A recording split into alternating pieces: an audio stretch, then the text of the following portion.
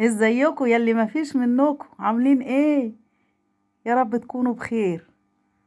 زي ما احنا متعودين الفيديو بتاعنا نصلي على الحبيب وندعي لأمواتنا بالرحمة، نقول اللهم صل وسلم وبارك على سيدنا محمد وعلى آله وصحبه أجمعين. هنعمل ايه النهاردة؟ بصوا كده، خليكم معايا للآخر. احنا هنعمل 4-2-1. 4-2-1. وزننا الأول السكر وبعد كده السمنة وبعد كده الدقيق. هنشوف هنعمل ايه. يلا نصلي على الحبيب ونبدأ الفيديو بتاعنا بالصلاة على الحبيب. حطينا معانا السمنة دي، هتعملي بالكوباية هيبقى 4. دي 2 سمنة 1 سكر. 1-2-4 أو 2 أو 4-2-1. ظبطي أمورك على كده وبتطلع معاكي زي ما قال الكتاب. أظنكم عرفتوا هنعمل ايه؟ لا مش هقول لكم. نضرب بقى السكر مع السمنة ضرب مبرح. ما تنسوش بقى الصلاة على الحبيب، نحط فانيليا عشان تخلي ريحتها كويسة. حذروا فزروا، عرفتوا هنعمل ايه؟ يلا كل سنة وانتم طيبين، ما تنسوش الصلاة على الحبيب.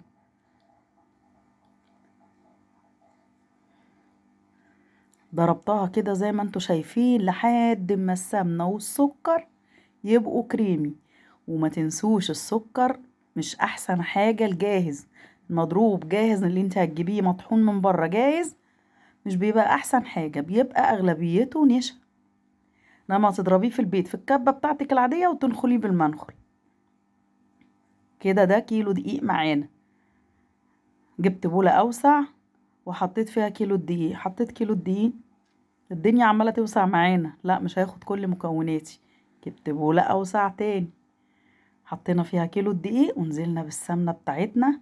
شفتوا يا حبايبي السمنة بقت عاملة زي الكريم شانتيه، كريمي خالص. يلا نتدخل بقى بايدينا عشان نشوف ملمس العجين بتاعنا عامل ازاي.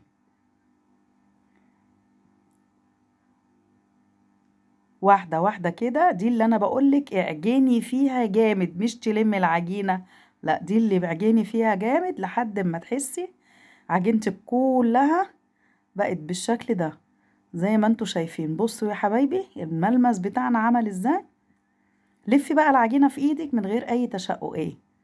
اظنكم عرفتوا احنا بنعمل ايه. القريبة الطعمة اللذيذة بتاعتنا كده. خلاص مفيش تشققات. لو لقيتي فيها تشققات بتبقى عايزة معلقة سمنة. عارفة يعني ايه معلقة؟ مش مالية المعلقة كمان. انما هي جميلة معانا. القوام بتاعنا من دقيق لدقيق بيختلف. كوريها. عارفين عملتها ايه؟ 8 جرام. عشان على بال ما تلاقيها يعني لو فرشت معاكي سيكة، بس اللي انا بقولك امشي بالمقادير التمام بتاعتي دي ولا هتفرش ولا هتبصم، وهتبقى معاكي تحفة في منتهى الجمال. لو وصلتي معايا في الفيديو الوقت دوت بالله عليكي لايك. الحاجات دي شغل النواعم ده بيتعب وبيرهق بصراحة. بالله عليكي ما تبخليش عليا بلايك. كده انا كورت حتت صغننة كده زي ما انتوا شايفين، لان الغريبة دي بتبقى حاجة زي تقيلة كده شوية. كده على الكاميرا وريتكم حبة ورحت بقى قعدت على الكنبة انا وست الحبايب. ست الحبايب ربنا يديها الصحة قعدت معايا وقالت لي انا بقى ايه هقطع لك.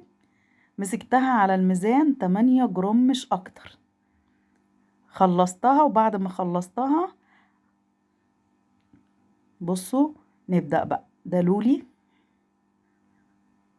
ذهبي وفضي وسوداني بندق عين جمل فستق اللي معاكي متاح. انا حطيت اللولي جميل معانا اللي هو الذهبي والفضي. حطيت لوز وحطيت سوداني، اي حاجة معاكي شغالة، وبندق. وهي كلها 8 جرام يعني حاجة صغننة وقمر كده.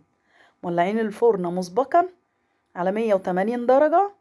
ما بتاخدش اكتر من 10 دقايق 12 دقيقة بالكتير. واحنا اتفقنا انها ولا بتحمر من تحت ولا من فوق، تشقر مش اكتر. بصوا الجمال وعلى القمر.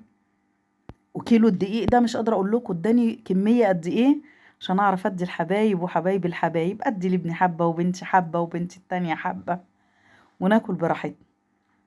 وهي بصراحة بترمي، يعني انت لو عايزة تعملي تضاعفي الكمية، الاربع كوبايات ضعفيها، خليها 8 كوبايات يعني كيلو.